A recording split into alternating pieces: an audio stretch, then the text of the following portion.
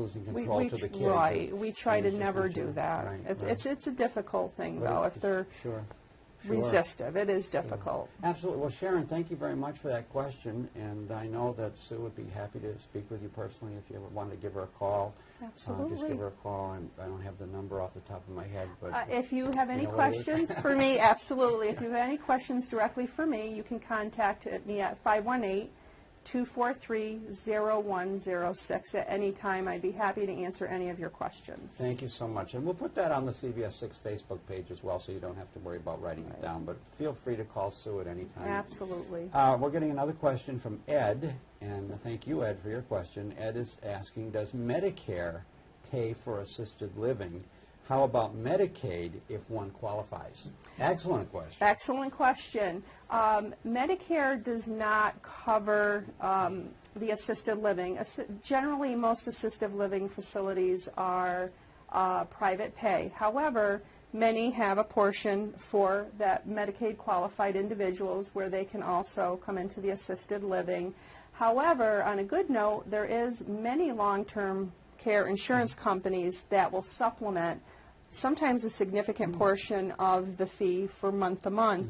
Of course, every long-term care insurance company varies with what qualifies that person to be covered. Some may be, physical requirements. Some may be cognitive requirements, if they have a diagnosis of dementia or what have you.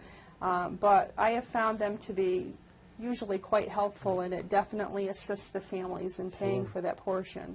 Sure. Well, that's good to know. So, going back to Ed's question, Medicare, no Medicare. Correct. But some do offer some Medicaid beds. Correct. And in fact, Judson Meadows, I think, is going to have a few. Judson Meadows, we will have a few Medicaid beds. Medicaid beds, yes. And, the services are the same.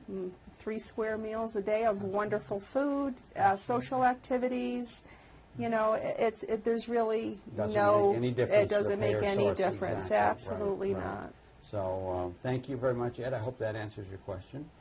Let's see now, where was I here now? I got a little bit confused. What have you found to be the most listed reasons for somebody choosing assisted living? What stands out as number one? That's a good question. The top 3.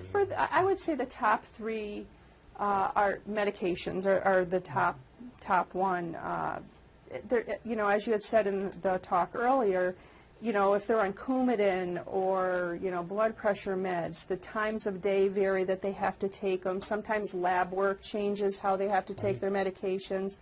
I have difficulty, I don't know about you, but I have difficulty taking a daily vitamin. I forget. So I can't imagine having 7 to 8 pills. It's got to be cumbersome. I mean, even for myself. Well, you're very honest to admit that. I'm being very honest about that. I don't know if I would do that, but now that you've admitted to it, what the heck? It is. It's hard. I have too, right. Because you're multitasking on a daily basis. Exactly, right. So, secondly, meals. A little bit of weight loss, not wanting to cook or be bothered, or maybe just eating an English muffin versus preparing a meal because they may not have a spouse to share that with. And the third thing is isolation. They're lonely, as attentive as families are. People do work, and it's just difficult. And sometimes they just feel isolated, and they can't get out. They may not be driving anymore, and it's good to get them socializing again. Oh yes, and just going back to the meals for a second, it's very hard to cook for one person. And a lot of times where you would make a bigger meal for 2 or 3. If it's just yourself, you might say, I'll just have a cracker, or a cup of soup or something, and so you're not really getting what you should be getting nutritionally.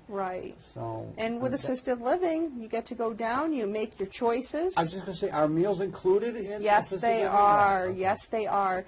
3 meals, breakfast, lunch, and dinner.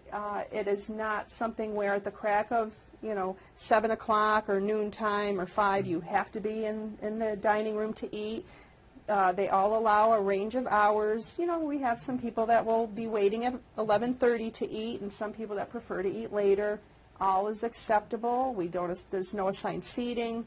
Open seating. You make friends. You go sit with your friends, or you choose to meet somebody new. All are acceptable. And you have to get up at 6 a.m.? You don't have to get up at 6 a.m. Okay. Of course, you know, we do recommend that you have all 3 meals, Yeah. but let's face it, some people, as we age, we want to sleep in, and that's fine.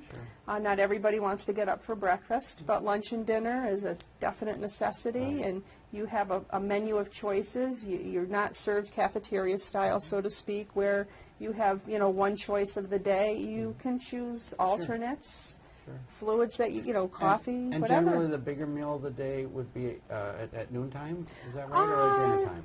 It's usually at dinner time, but people can choose a pretty significant meal for lunch and then eat lighter for dinner. Right. That's where, you know, maybe if you want a sandwich or just a soup and salad, that's perfectly acceptable. It's always available. Right. And snacks are always out and available, and right. drinks. Sure.